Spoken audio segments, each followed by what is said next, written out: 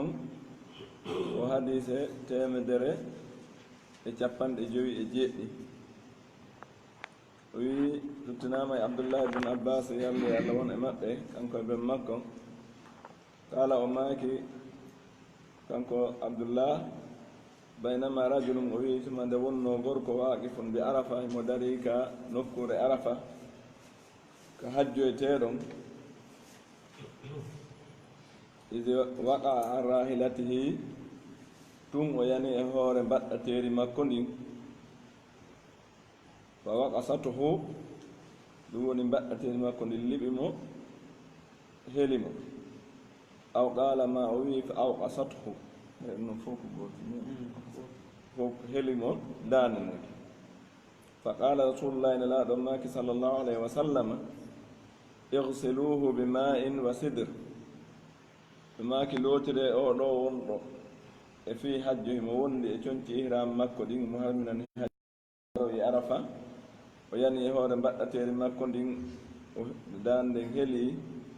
o maayi o maki lootiri e mo ndiyam kañum e jaaɓi wa kaffinuhu kasangiron mo ɗum woni hassiniron mo fi thawbayni e nder conci ɗiɗi wala tuhannituhu wata on urnumo wala tuhammiru ra'sahu wata on suddu kadi hoore makko nden wata on buumu hoore nden fa innahu no oɗo yub'asu yawma alqiyamati mulabbi yande darngal haray mo nooto labbayka allahumma labbayka on ko hajjunkeɓe wolta ko wa fi riwaya no fillaye goo no wala tuhammiru wajhahu wa ra'sa wata on buumu yeeso makko ngon e hoore makko nde qala al musannif walli fiiɗo maaki walli fiiɗo deftere umdatul ahkami on ɓe maaki alwaqsu kasrul unuq ko ɗum woni helugol daande garibul hadith koɗe ɗen ka hadise awalan waqasatuhu ay sara'atuhu fa kasarat unuqahu ko ɗum woni liɓi mo fiitimo to heli daande makko nde thaniyan la tuhannituhu ay la taj'alu fi shay'in min ghaslihi aw kafanihi hanutan wata on waɗu hay e hunde immorde ka nde ɗon loota mo ma ɗum ka kasange makko ko uura wa huwa akhlatum min at-tibi o wi o hanutu ɗo ɗum ɗo ko jillindira e uurateri tujma'u lil mayyit ina waɗane wonande mayɗo lil mayyit wonande mayɗo salisan tati on la tuhammiru ay la tuhattu wata on suddu yani wata on suumu rabi'an nayi on yub'athu mulabbiyan ay yub'athu wa huwa yaqul o immintinte haray mo wi'a labbayka allahumma labbayk allah mi notiki ma mi notiki wa dhalika ɗum ɗo shi'arul ihrami ko maande e ihram on horminagol makko ngol alma'na al ijmali firo muftugol ngon baynama kana rajulun tuma nde wonno gorko min asahabati jeyaɗo e sahabaɓe nelaɗo ɓen wondi ɓe nelaɗo ɓen sallllahu alayhi wa sallama waqifan fi arafa tawi himo dari ka ede arafa ka nokkure arafa ala rahilati mo e hoore mbaɗɗateri makko ndin fi hajjatil wada'i ka hajju waynorɗo muhriman tawi mo waɗi ihram on ko ɗum woni mo hormini ede tun o yani immorde e mbaɗɗateri makko ndin fan kasarata unuquhu fama daande makko nden heli o maayi fa amarahum nnabiyu sallllahu alayhi wa sallama annabijo ɓe jami kisi yewne muɗum yamiri sahaba ɓen ani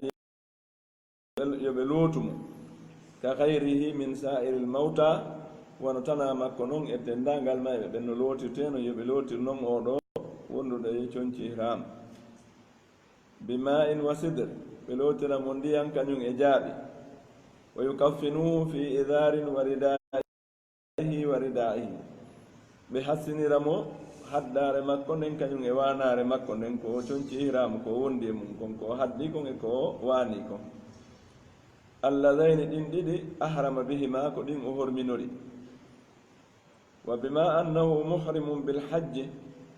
e tawde kanko ko horminaniɗo hajju wa atharu libadati baqiyatun alayhi batte dewal batte ko فقد نهاهم النبي صلى الله عليه وسلم النبي جون هذه بجمع كسيونم أن يطيبوه أن يطيبوه بأورنتم وأن يغطوا رأسه عند بسلطة الإحرام وأورني تتاكو كنون كده سلطة هورندين ɗum wayi wasi tawi ha jooɗi ka o maayi ɗon himo wonde mo wawi wasi ko ɗum wonde ihram makko ga e wonde sansani وذكر لهم جمتني بالحكمة في ذلك ينجنغل في هندم وهي أنه يبعثه الله على ما مات عليه الله إن من تنايم وإهورك وماي إمونكم كونو إمونكم ها وماي وإهور أن كنون كدي ونكو الله إن من تنتمو ينددرغل وهو التلبية التي هي شعار الحج ko ɗum woni o notande yani notande tata ko jeeya ɗum e mandeji hajju ngu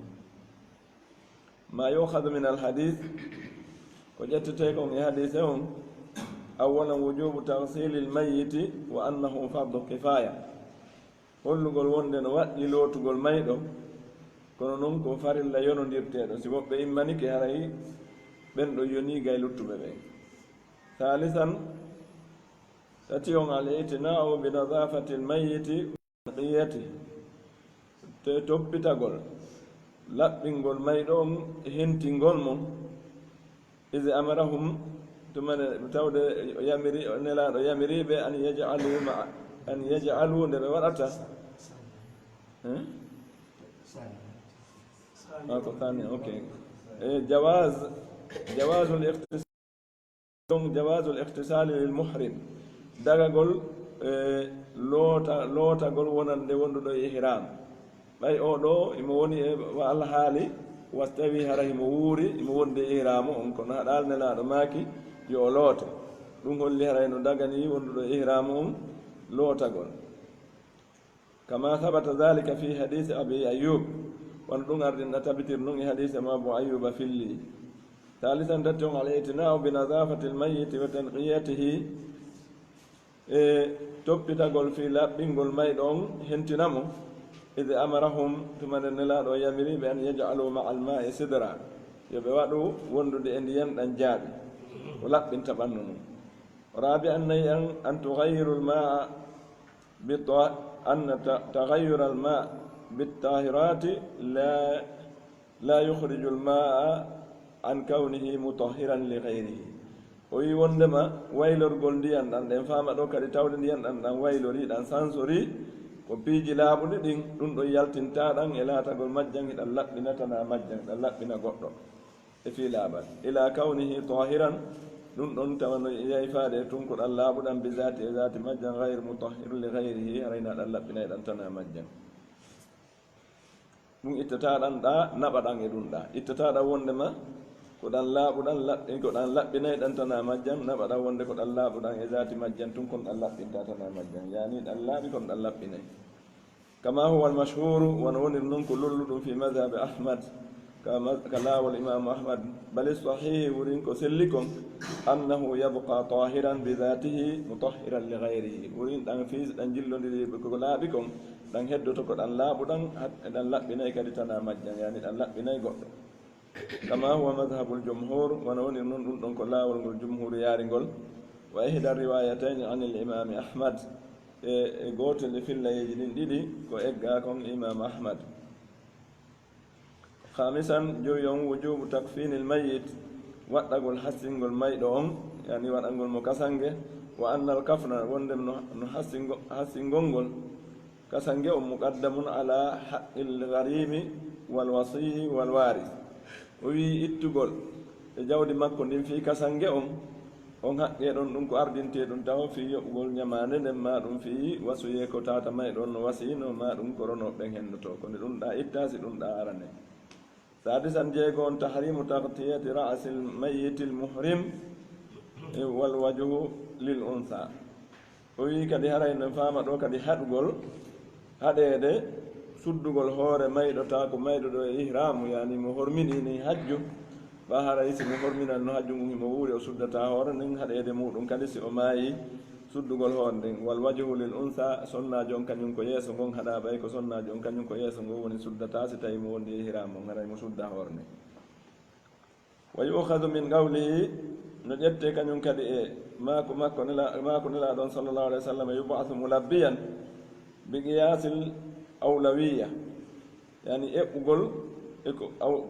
ɓuri hande kon anna dhalika yuhrimu fi haqqi lmuhram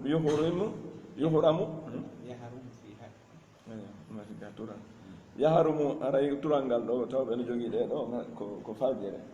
yaharumu ino harma fi haqqi lmuhrim e haqqe horminiɗo alhayi wuurɗo suddugol hoore nde wonande gorko ma suddugol yeeso ngo wonande soddiɗo qala ibnu daqi al eid o ɗo kanamo ko ojo maaki sarhuɗo nde ɗo deftere kadi sarhugo alhadisu dalilun ala anna almuhrima ida mata yabqa fi haqqihi hukmu lihram o yi no ƴette o ɗo ko dalil wondema wonɗo horminaniɗo hajju on si tawi o maayi e nder ko o horminani hajju ngun kon harayi mo heddi ñaawore makko nden no haqqe makko ñaawore nden no heddi ɗon wonde makko o wonduɗo ihram wa huwa madhabu shafii ko ɗum woni kan laawol imam shafii wa khalafa fi dhalika lundi e oɗo masala e nde yewtere ɗo abou hanifa wa malik imam abou hanifa imam malik lundi imam shafii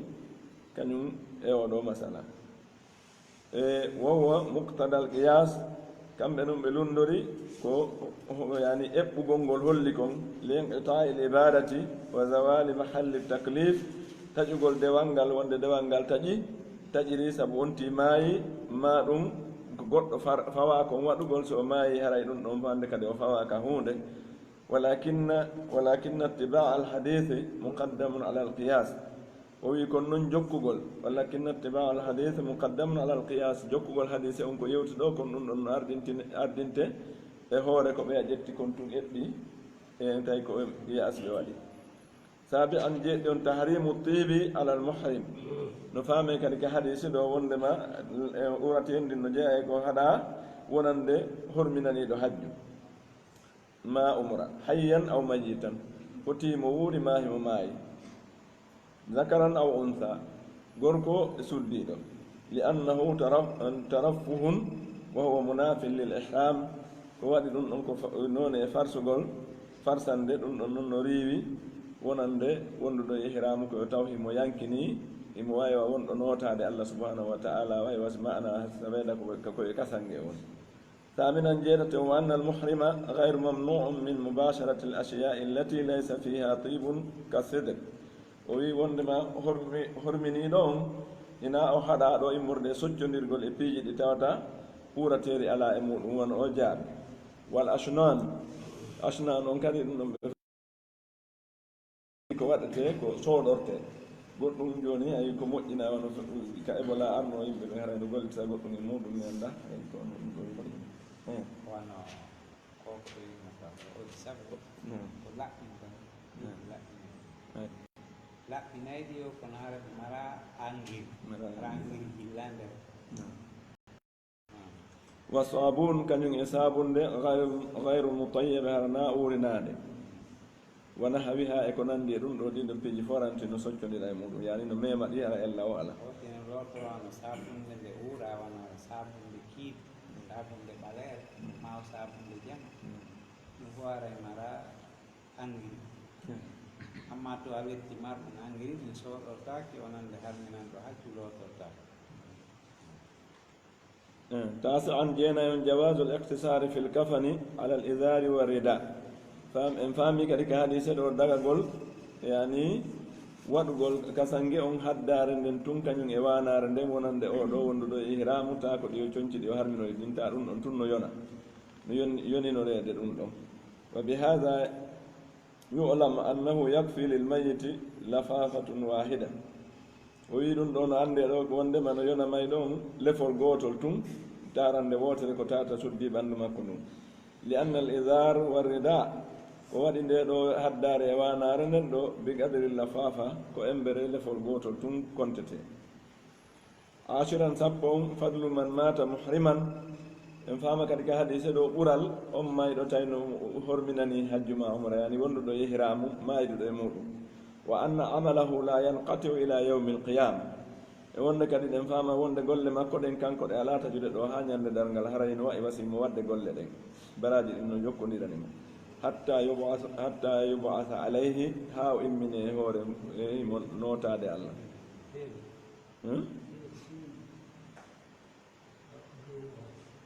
ɗo ko hatta woni ɗo oɗon fof noon mi sikki ko gotum ka hatta on e hin kan ɗo hin hatta hina yub'athu e hatta yub'athu donc sanga o immintinte e ha o immintine kan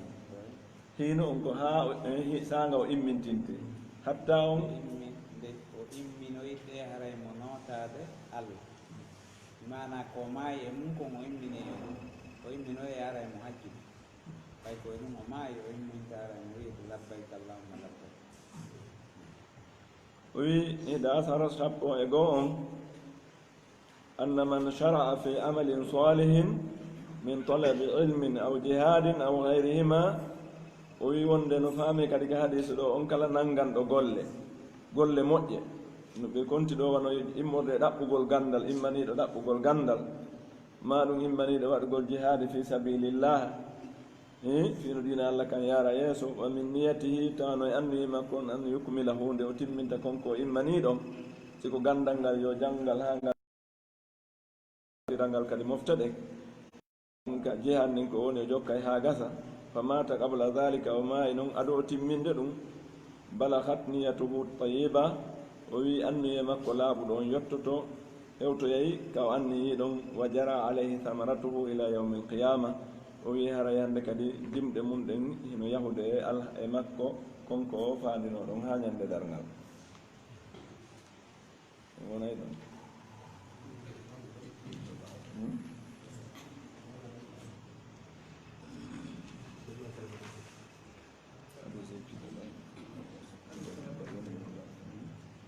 hadisee ɗinno ɗo safatan hadisee ɗi ɗiɗi yani safatan oɗon raɓɓide Allah wiɗe en ɓeydo makko ɗoɗanmi raɓɓide ha makka ɗam waɗa yanneɗoɗo machallah ka en ɓeyday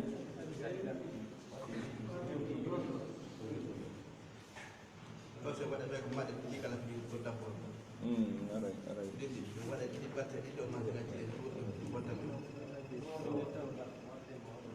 no ɗiɗi noon ko ɗerol gotol ɗi jogui o yaharay koye ƴettoye hadise on sen man natani dambugal babu fil mawqif al imami min al mayyit hadis on aray ko dambugal ko fof mum ko janaga keɗo fof ko fi janaga on aray ko ɗo hadis no raɓɓi ha ɗo ara ƴettoye oɗo continue dambugal ngal continue o wi alhadithu thamin wal khamsuna ba'da al mi'a hadisi temdere capanɗe joyi e jeetati on an abi hurairata radiallahu anhu tunama aba hurayra yalle allah won e maɓɓe annawno kan anni nabi o filli annabi jon sallllahu alayhi wa sallam qala ɓe maaki asri'u bil janazati heñore goski kin yaccore tinire goski kin yani fure on fa innaha in taku hasanatan so tawi oɗo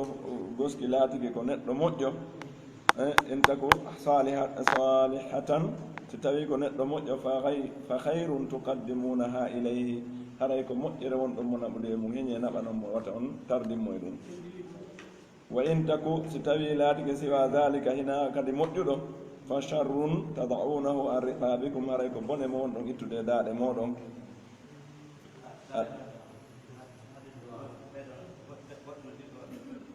onon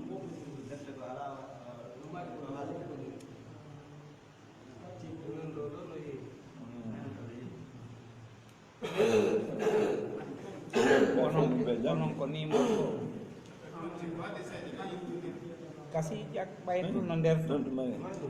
nder ton jom المعنى الإجمالي في المفتنون الإنسان من روح وجسد وي نتانك كو وي نتانك كو ina hunde wotere ko piiji ɗiɗi tawtidiri e makko so wi a neɗɗo ko ɗum woni ko ruuhu on kañum e ɓanndu ndu wa fadlahu wa sharafahu wa fadlihi wa sharafihi wa naf'ihi wa ɓural makko ngal kañum e teddungal makko ngal e nafa makko on wa thamarati e ɗimɗe makko ɓen fi ruuhi ɗum ɗon fof ka ruuhu makko woni fa iza ma faraqat ruhuhu jasadahu si tawi woni ruuhu makko on serti e ɓanndu ɗum baqiya bila naf'in haray ɓanndu ɗum heddike ndu ala nafa hannde kadi wala fa'idata fi baqa'ihi haray nafoore ala e heddagol mo ɗon bayna zaharani ahlihi hakkunde ɓe nguure makko nden jiifatan hara ko ono woni ɗon fure bal kullama makathat tashawwaha mazharuha wa ta'affana rihuha o wi tuma kala nde ono ñiiɓiri ɗo wo no woniri ɗo wo ko ɗo woni alhaali makko woni sansorde kaana ɓay si ma si ruuhu on yalti haray ɓanndu ndun hannde kadi ko e fiñolugol ndu woni haray kañum kadi alhaali mayro on wayloto ko wan noon ɓurngol makko ngol kadi waylo ɓayɗen anndi ko ñoli wo haray luuɓay woni lisa ko sabu ɗum ɗon amara shari wal hakim e sar'in ɗon ñeññuɗo sariya mum on o yamiri en bil isra'i fi tajhisiha e heñagol e eɓɓindagol oɗo e moƴƴingol mo min altahsili immorde e lootugol wa salate e juulugol alhamli wa dafni kañum e rondagol e surrugol wa arsadahum o tindini ɓe ila hikmati l isra'i biha o ɓanginani ɓe kanko ne laa sa sallam faade e ñeñƴal ko woni kon e heñoragol surrugol oɗo fure wa dhalika no ɗum annaha ida kanat saliha si tawi o fure ɗo laatiki ko moƴƴu neɗɗo moƴƴo fa innaha satuqaddamu ila alkhayri walfalah haray mo naɓede faade e moƴƴere kañum e malal yo allah yeɗu en wala yambagi ala ta'awiqiha anhu yani nettingol ɗum gay makko hiya taqulu haray fure on no wi'a qaddimuni yani naɓela wa in kanat siwa dhalika si tawi woni kadi fure on wona ɗum ɗo wona moƴƴo fa hiya sharrun baynakum haray ɗum ɗon ko fure ko bone wonɗo hakkunde mum fa yambagi no haani an tufariquhu nde sartuton e on ɗon neɗɗo gonɗo wa turihu anfusakum howtino wonkinji mun min ala'ihi immorde e soñja makko e tampere makko wa mushahadatihi e seeɗagol mo fa tukhaffifu minhu bi wada'ihi fi qabrihi hannde kadi foygitoron immorde e makko e sabu wallingol mo ka kaburu surrama ما يؤخذ من الحديث أولا استحباب الإسراء بتجهيز الميت يعني يديد نهلك حديث دو يديد هنيرغول او دو مايدو وفي حمله كانيون كادي اكارون دغول مو نباسورو لكن كوني بغير سرعة يحصل من معها رأينا هنيان كادي تاواتا هبوتو مودون سابو هنيان ندن ضرر لور على الجنازة فليو أنا دوغينغول ها لور أو على ماشي مسيعين ما دون هرادون دون كادي لور يا دوغينا هاي جوكو بي ngara ko be dogo be jokka اثنين ديهم يقيد الإسراء بما إذا لم يكن الموت فجأة هرا نتونغير كانيون كادي هنيا غونغول سي تاوي هرا مايدو اون هنا مايدو ني تون هرا كو ناونا لي يانا دو مايرو وي يون يوكسانو هرا ان هولا ان تكون دلاتو اغما هرا كو فادر تو سيكي او ماي ay goddo no fadde o awasta yo maayi ta henya tun kadi o nabe tawa jako faddano do fayambahi no hani alla yudfanande o surrataki hatta yatahaqqaqa mawtuhu ha hagon ina ha gonga wonde ma tawa seedeji din fo darike andirama laawi andite din fo wonde o maayi aw yakuna fi ta'khirihi maslaha ma harano e nettingol surrugol mongol nafoore min kasratil musallina sabu immorde rudugol juuloɓe juulayɓe mo ɓen duwanomo aw huduri aqaribihi ma argol ɓattiɓe makko hiɓɓiɓe makko ka enɗan woɗɗitinoɓe seeɗa walam yuksa alayhi lfasad hara hulaka noon kadi ɓanndu ndun no boni no ñoli ɗo e surrede ثالثا تتيون فيه طلب مصاحبة الأخيار نفهم كذلك حديث دو دقول وندنا قول بموجب والابتعاد عن الأشرار تقول وندي ببوم ببين سمno hadis o wi non si tawi ko moƴƴo haray ko moƴƴere wonɗo mo naɓude e mum siko bonɗo kadi on itta woni ko yani dongal bonki makko kin e moɗon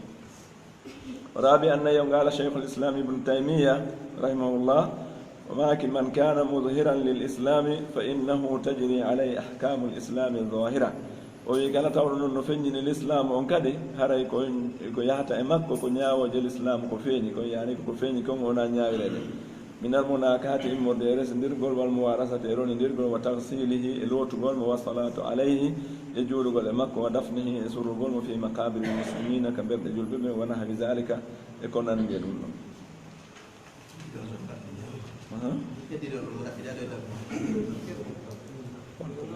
الحديث التاسع والخمسون بعد المئة حديث تيمد جابان جو جينايون عن أم عطية الأنصارية تتنام يودوك لين عطية تاكن جو مدينة قالت أماكي نهينا من حرام اتباع الجنائز يجوك والفريج دين ولم يعزم علينا كنن وإنا حدوري يعني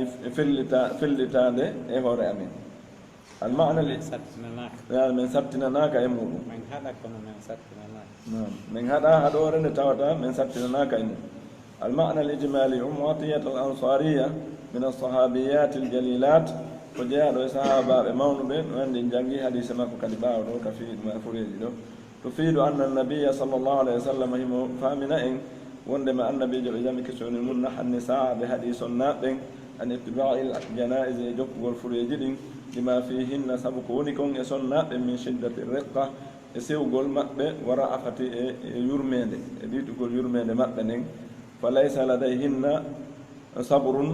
الرجال كم بوندا اكو ورب واwi ko munya gongol yi amo andi siddo mum hibbido dum ma biddo mum ma aade mum no mabbe ayna mo ha on bite kambe be wawata munyade ko tata no waawi hejude e worbe ben ko wa tahammuluhum lil masa'ib wa taron tade masiboji ni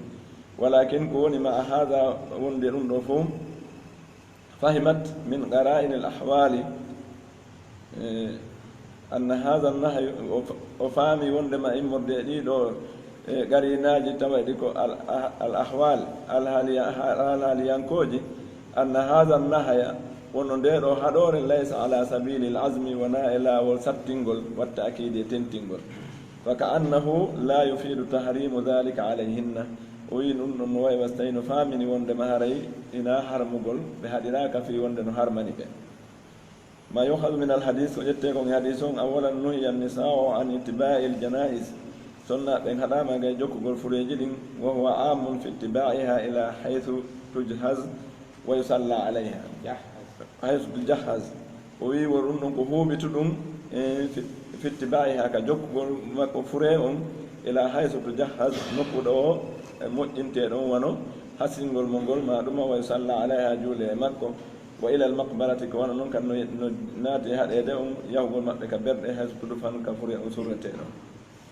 ثانيا علة النهي أن النساء لا يتقن مثل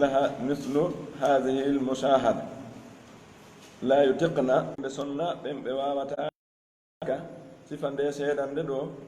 المهزنة سني نيند والمواقف كان يدرر المؤثرة بت نيند يعني الهالج بت نيند فربما ظهر منهن من التسخط والجزع نهي إنه جزع أدى إلى الرندون كفينة أمب إمورد تكانغول تكوغول كان يجوز تقول ما ينافي الصبر الواجب وتعطى هنا ريوي وتقول منيال واتينغال ثالثا تتيون الأصل في النهي التحريم لسلي أنك هدور سأري هرايكو هارمين إلا أن أم أتيا وندتون نينس أتيا ودوسون ناجو فهمت أفامي من قرينة الحال إمور ديكو سيبون دي الحال هدور نينكم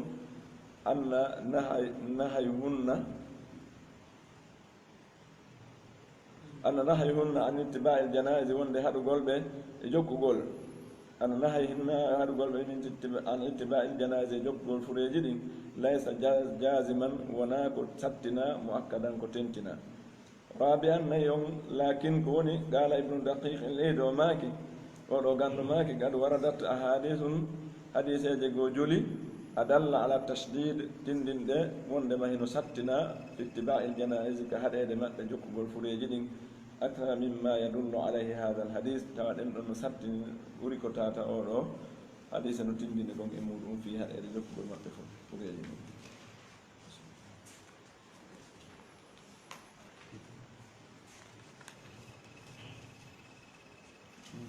woɓɓe rewtano hen ɗon ɓe ñañi